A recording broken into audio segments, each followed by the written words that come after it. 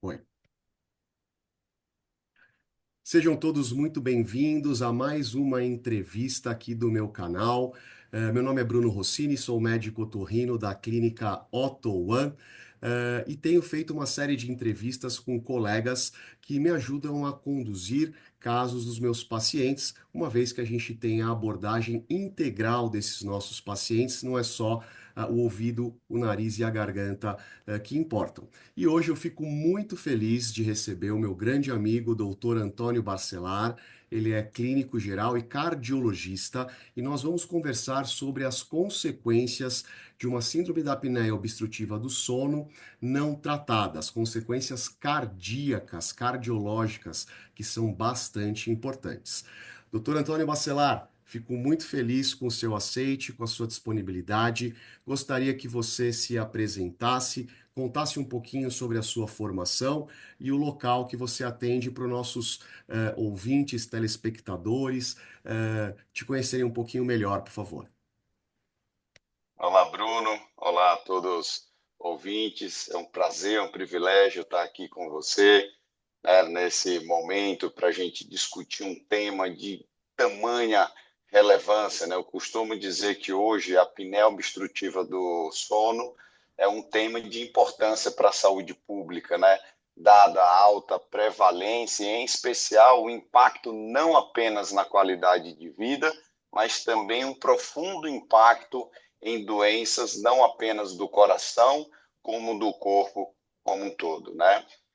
Minha formação, eu sou formado, eu fiz cardiologia no INCOR, no Instituto do Coração, aqui em São Paulo, no Hospital das Clínicas, né? E quando acabei minha formação, ali né, em 2010, eu vim para o Einstein Hospital Israelita, onde desenvolvi minha carreira aqui como clínico e como cardiologista.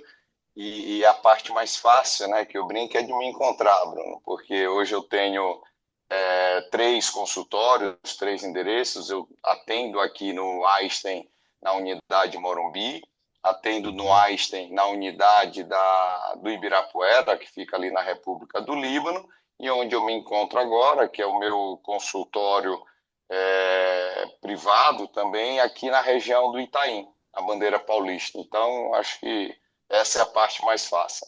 Que legal, muito bom. Legal, e agora entrando no nosso tema da nossa conversa, vamos falar sobre consequências da síndrome da apneia obstrutiva do sono para o coração. Nós sabemos, né, que a síndrome da apneia obstrutiva do sono, ela se configura por uma série de paradas respiratórias, ou pelo menos uma diminuição importante da respiração por mais de 5 vezes por hora, o que pode levar a consequências gravíssimas. Do ponto de vista cardiológico, o que acontece com o coração, com os nossos vasos, quando a gente apresenta uma apneia noturna? Isso quer dizer, uma parada ou uma diminuição importante da respiração durante a noite. Literalmente, Bruno, a apneia do sono, ela sufoca o coração, né? Uhum, Porque a cada parada ou diminuição da respiração, o que acontece com os níveis de oxigênio no nosso sangue? Eles uhum. reduzem drasticamente. Às vezes, a oxigenação, e não é infrequente, a gente vê isso no exame de polissonografia, pode chegar abaixo de 80%, 75%, né? Então, você Uhum, imagina que a cada parada, a cada instante, a gente ter essas quedas drásticas da diminuição do oxigênio, que a gente chama de hipoxemia. Isso uhum, inicia, desencadeia uma série de respostas, dentre elas, né, que vão aumentar a frequência do coração, que vão aumentar a pressão arterial, aumenta vias de inflamação, de uhum. resistência dos vasos arteriais, entende? Inclusive, tem mecanismos que, através da inflamação, que predispõem a acumular as tão temidas placas de gordura nas artérias do coração. E não Olha apenas no só. coração, como em outras artérias, né? Então, vejam Uhum, que a cada apneia do sono a gente tem uma cascata do sistema simpático, que as pessoas conhecem. Libera o quê? Adrenalina, do eixo do estresse, cortisol, além de uma série de outras substâncias que vão literalmente sufocar o coração. Sim, sim. E na minha prática clínica, né, como eu sou otorrinolaringologista e atendo muitos pacientes com síndrome da apneia obstrutiva do sono, eu vejo casos com apneia severas, isso quer dizer, com mais de 30 paradas respiratórias por hora. Eu já vi casos que o paciente apresentava 120 apneias ou hipopneias por hora. Imagina isso, doutor Bacelar, durante vários anos, né? Cronicamente, todas as noites, o paciente parando de respirar mais de 100 vezes por hora. De forma crônica, quais são as principais consequências que você enxerga nisso quando o paciente chega para você no seu consultório e se queixa desse ronco alto, dessas apneias presenciadas, dessa alteração na polissonografia? A médio e longo prazo, o que acontece? Esses mecanismos compensatórios, né, que acontece a cada segundo, ele vai aumentar de maneira substancial uma série de complicações. Entre elas, as mais prevalentes são o aumento da pressão arterial, ou seja, hipertensão arterial, o aumento no risco de arritmias, notadamente a fibrilação atrial, além de Uhum, aumentar o risco de ataque cardíaco, ou seja, infarto agudo do miocárdio, aumentar o risco de falência do coração, ou seja, uhum, insuficiência cardíaca, e não bastasse todas essas, Bruno, aumenta também a incidência de derrame, ou seja, de uhum. acidente vascular cerebral. E sabe um estudo, eu ainda estava na faculdade, eu lembro bem, no ano de 2002, né, publicado numa das principais revistas médicas, que é a revista The Lancet, mostrou que exatamente nesse perfil de paciente que você comentou muito bem, que tem uma síndrome da apneia obstrutiva do sono importante, ou seja, que fazem mais de 30 pausas por hora, aumenta o risco de morrer por qualquer causa em 3 vezes. Eu Olha falei, só. opa, olha lá. Então, desde essa época, ou seja, há mais de 20 anos, eu me interesso e me aprofundo no estudo da apneia do sono e na consequência com as doenças do coração. Mais posteriormente, no ano de 2008, um outro estudo que foi um divisor de águas na compreensão do impacto da apneia do sono, que foi o Scansen Sleep Cohort, né, publicado em outra revista importante aí na área do sono, que é na revista Sleep, confirmou esses achados, né? Mostrou que também um aumento na incidência de mortalidade em aproximadamente 3 vezes, Olha. mais do que dobra, Bruno, a incidência de infarto AVC e quase triplica a incidência de insuficiência cardíaca, né? Ou seja, realmente Muito a gente não importante. está falando só de impacto, de piora da qualidade de vida, porque se só impactasse a nossa qualidade de vida, já valeria a pena isso que a gente está Fazer o discutindo tratamento, hoje sim. e o Uhum. tratamento. Mas, na realidade, o impacto vai muito além de piora na qualidade de vida e é de fundamental importância, né, que todas as pessoas tenham um conhecimento e um entendimento da gravidade dessa doença quando não tratada adequadamente. Sim, sim, é importante que todo mundo entenda que aumenta muito, então, a mortalidade, é um fator de risco isolado, né, doutor Bacelar, que a gente costuma falar, para doenças cardiovasculares. Isso é muito E, importante. e E, só pode falar. desculpa te interromper, isso é importante a gente entender, doutor Bruno, porque quando a gente fala é um fator de risco isolado, pessoal, o que significa? Porque as pessoas falam, quem tem apneia do sono morre mais porque tem mais obesidade, porque tende a ser mais idosos, né, que a gente chama aqueles fatores de confusão. Mas não, esses estudos são muito claros, né, e fazem ajustes importantes para realmente comprovar a relação de causa e efeito entre a apneia obstrutiva do sono e mortalidade. Hoje a gente não tem dúvida dessa associação de causa e efeito. Sim, sim. Muito interessante. Doutor Bacelar, você comentou sobre aumento da pressão arterial. Já tive pacientes, né, que tinham uma pressão arterial de difícil controle, tomavam várias medicações, associação de três, quatro medicações, e mesmo assim não conseguiam controlar a pressão. E aí, uma das investigações que a gente costuma fazer é a polissonografia, sendo então muitas vezes diagnosticado então a apneia. Então, explica um pouquinho melhor para nós essa correlação estreita entre síndrome da apneia obstrutiva do sono e o aumento e a hipertensão arterial sistêmica aí, que pode se instalar de forma crônica no paciente. Excelente pergunta, Bruno, né?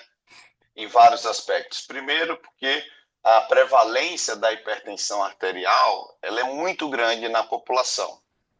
Cerca de um terço dos adultos são hipertensos e à medida que a gente vai envelhecendo, essa prevalência vai aumentando, né? De tal Uhum. maneira que quando a gente passa ali dos 50, 60 anos, dois terços da população podem se tornar hipertensas, né? Uhum. Então, dito isto, nas pessoas portadoras de hipertensão arterial, cerca de 30 a 40% desses pacientes com pressão alta têm algum grau de apneia obstrutiva do sono.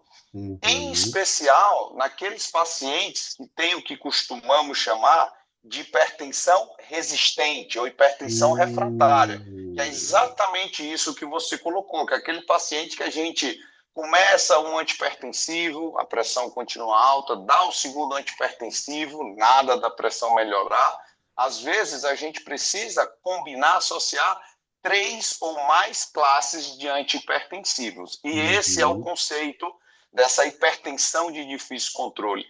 E nessa Uhum. população, doutor Bruno, a apneia obstrutiva do sono chega a estar presente em 80% das pessoas. Olha só, Olha que relação estreita. E aí importante. eu comecei super, porque o que acontece? Se você, às vezes você está ali no quarto medicamento, no quinto, e se o médico, de maneira geral, em especial os colegas cardiologistas, não pararem para investigarem a apneia do sono, se aquele paciente tem apneia, né, através do exame da polissonografia, a gente não consegue um controle. É incrível. Então, eu já tive Uhum. vários casos, né, e muitos deles em comum com você, Verdade. onde depois de diagnosticado a apneia obstrutiva do sono importante e começado a tratar adequadamente, né, seja através da utilização do CPAP ou através de outras técnicas que você pode falar melhor do que eu, é impressionante como a pressão ela começa a baixar.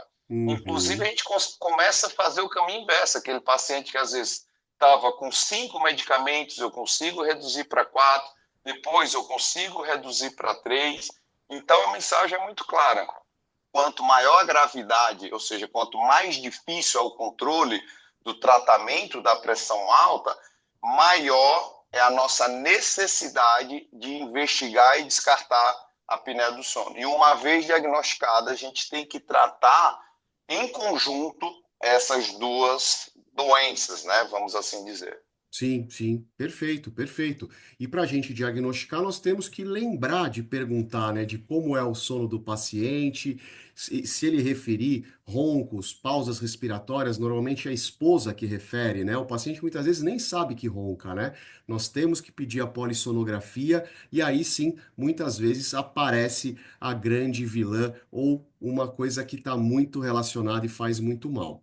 E explica um pouquinho também os outros grandes problemas relacionados à apneia, os problemas cardiovasculares, que são as arritmias, o infarto e o AVC. Faz um apanhado disso para os pacientes entenderem também como essa relação é importante, por favor, doutor Bacelar. Obrigado, Bruno. Essa relação ela é fundamental, começando pelo quadro das arritmias, né, que em termos de prevalência está perfeito nessa sua condução, porque primeiro a causa, o maior impacto, né, da apneia do sono em termos de prevalência realmente são nos casos de hipertensão arterial. Mas em segundo lugar, tem também as arritmias cardíacas, né? E como a gente costuma falar aqui no consultório, quando a gente fala o termo arritmia cardíaca, né, primeiro a gente tem que lembrar que a arritmia é um termo genérico, na realidade, né? Onde a Uhum. gente tem desde aquelas arritmias benignas até aquelas arritmias que a gente chama de malignas, onde pode ter um impacto direto, né, não apenas na qualidade, como na quantidade de anos de vida daquele paciente. Né? E dentro das Uhum. arritmias cardíacas, aquela que a gente costuma falar que é a arritmia cardíaca mais comum na população é a chamada fibrilação atrial. Né? A Uhum. gente gosta de chamar de FA, ou seja, fibrilação atrial. E quem tem apneia obstrutiva do sono aumenta o risco de evoluir com a fibrilação atrial de 3 a 4 vezes maior do que quem não tem Olha a só. apneia obstrutiva do sono. Né? Ou seja, a gente tem que fazer o caminho inverso também. Toda vez que hoje eu atendo um paciente que vem me procurar com o diagnóstico de fibrilação atrial, eu tenho que fazer a busca ativa se esse paciente não tem uma apneia do sono. Por quê? Porque Uhum. muitas vezes, né, às vezes o paciente fala, doutor, estou com fibrilação atrial, quais são as estratégias de tratamento? E hoje é muito difundido, inclusive, o tratamento através da ablação da arritmia, né, Sim. da fibrilação atrial.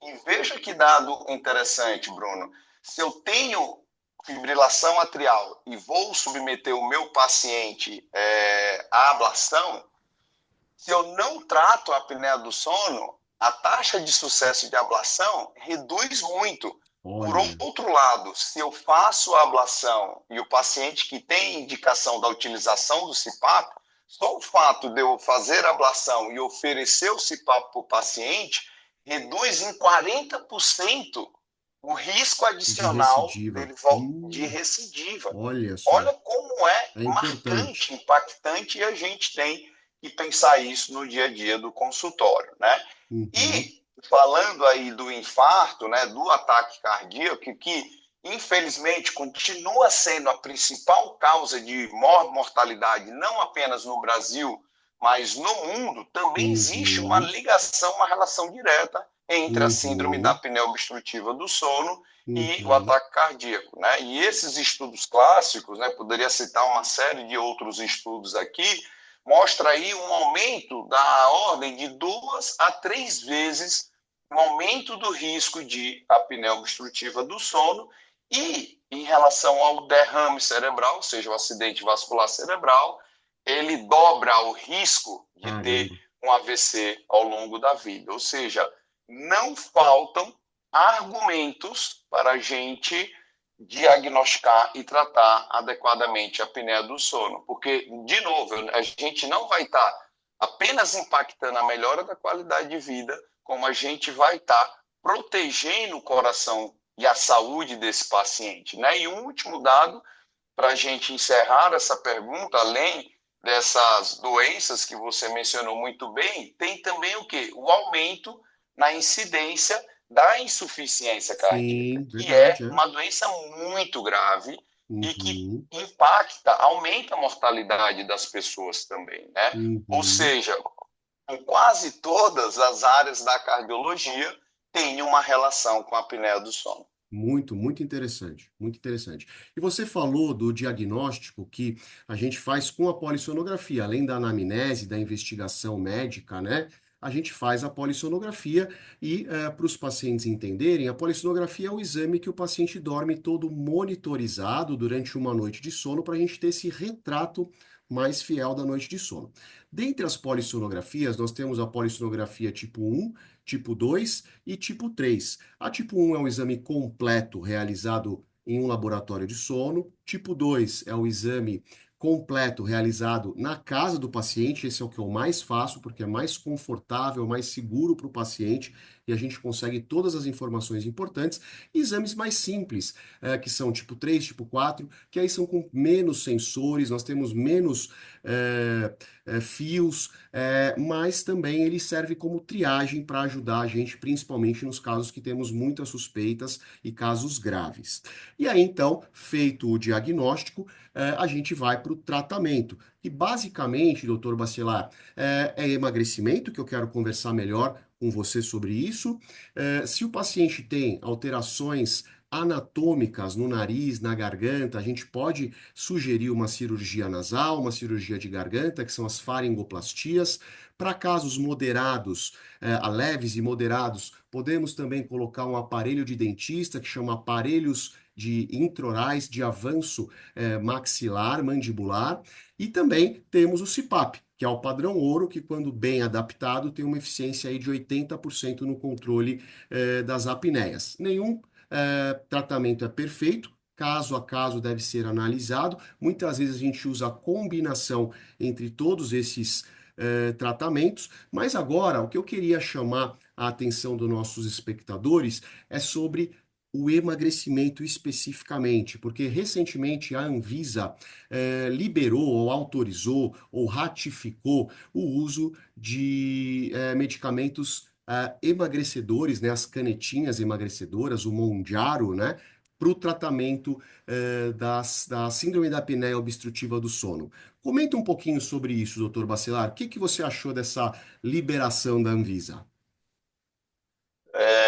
Bruno, eu achei que foi um divisor de águas, né? E eu acho que a gente está vivendo literalmente numa nova era no tratamento da obesidade, né? E quando a gente fala hoje de tratamento da obesidade, né? E assim como você sabe que a gente olha o paciente, né? De maneira global, de maneira integral, quando a gente oferece, né? Claro que de maneira responsável, com um olhar diferenciado e próximo ali da jornada do paciente, eu falo que não é apenas o tratamento da obesidade. A gente está falando o quê? De um tratamento, uma jornada de transformação da saúde, de aumento da longevidade e aumento do bem-estar das pessoas, né? Então, isso é muito, muito importante, muito relevante. E todos nós sabemos, né? A gente vive uma pandemia de sobrepeso e obesidade. E dito isto, a gente sabe, né, que um dos principais fatores de risco para a síndrome da apneia obstrutiva do sono é a obesidade. E quanto maior o grau de obesidade, maior é a prevalência e a gravidade da síndrome da apneia obstrutiva do sono. Portanto, é racional pensar que se eu trato a obesidade, eu reduzo a apneia do sono, tá? E a gente já tinha dados históricos mostrando que independente da estratégia, e isso é muito importante, a primeira mensagem dessa relação, a gente tem que ajudar o nosso paciente a perder peso. Porque, Uhum. independente da estratégia adotada, e sempre lembrando, essa estratégia ela tem que ser individualizada, tem que ser construída em parceria com os nossos pacientes. Tem dados que mostram que quando a gente consegue perder cerca de 10% do peso corporal ou mais, Bruno, a gente reduz em 25% o índice de apneia e É, hipopneia. ajuda Né? Veja muito.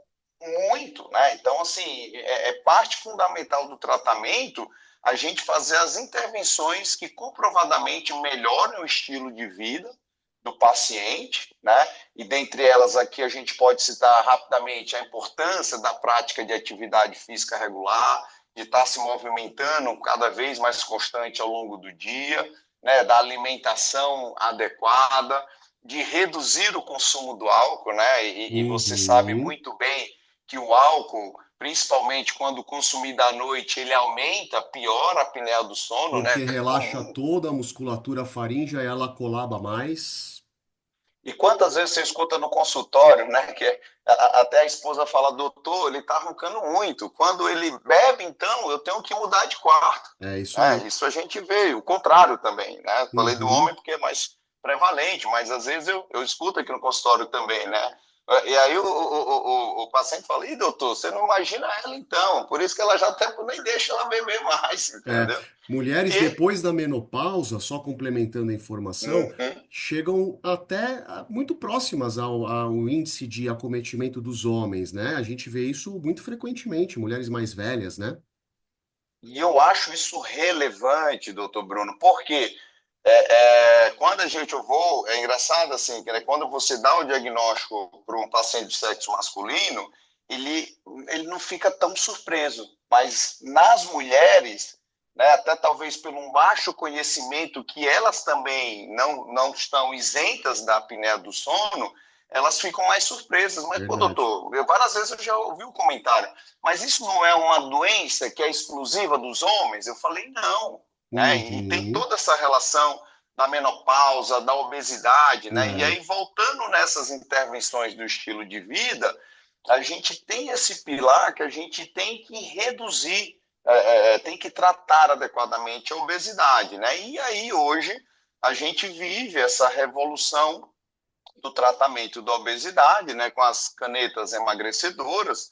A gente tem as duas, né, principais. A gente tem a semaglutida, e ela uhum. inibe um hormônio específico, né, que é um agonista do GLP-1. E Sim. aí a gente tem duas apresentações, né, de caneta comerciais, que são o Ozempic e o Wegovy, e mais recentemente, como você comentou, a tirzepatida, cujo nome comercial é o Mounjaro. Né? E a gente sabe, a vantagem do Mounjaro, ela começa no mecanismo de ação, que ela atua ali em dois hormônios, tanto no GLP-1, do Wegovy, do Ozempic, mas atua também em outro hormônio muito importante, que é o GIP, né? De Uhum. tal maneira, a perda de peso atingida com o Mounjaro é superior à perda de peso visto ali com o Ozempic e o Wegovy, né? A título de Uhum. comparação, o percentual de perda de peso médio com a semaglutida com o Wegovy é de cerca de 13%, ou seja, já é muito expressiva,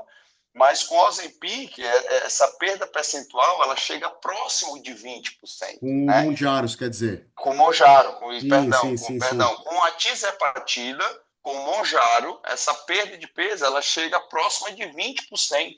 E Sim. tem pacientes que, além do tratamento medicamentoso, conseguem engajar na melhora do estilo de vida, tem pacientes que perdem 30%. Olha Era só. um percentual de perda de peso apenas visto com cirurgia, em alguns casos de cirurgia bariátricas, quando bem sucedidas, né? E Uhum. aproveitando para fechar bem esse tema da obesidade, no ano passado saiu um estudo de grande relevância clínica, que foi o estudo Surmount, Uhum. OSA, né, de apneia obstrutiva do sono, que comparou, pegou pacientes com apneia obstrutiva do sono importantes, ou seja, com índice, com pausas respiratórias acima de 30 pausas por hora, ali tinha uma média de cerca de 50 pausas por hora, ou seja, Casos pacientes com apneia graves. Uhum. muito graves, né? E comparou, vamos, nos dois grupos de pacientes, eu fazia a intensificação do estilo de vida e outro, intensificação do estilo de vida